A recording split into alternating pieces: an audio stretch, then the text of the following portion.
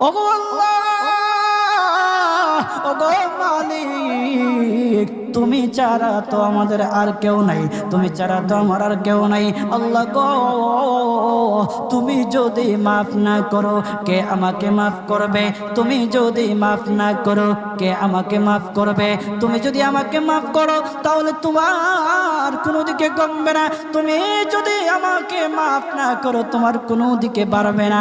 আল্লাহ গো, তুমি আমাকে মাফ করে দাও। সারাটা জীবন অন্যায় কাজ করেছি, সারাটা জীবন নাফরমানি করেছি, আমার কাছে কালেমার দাওয়াত কম আসে নাই, আমার কাছে কালেমার দাওয়াত কম আসে নাই, আমাকে লোকেরা কম বোঝায় নাই। ওগো আল্লাহ, তুমি আমাকে মাফ করে দাও।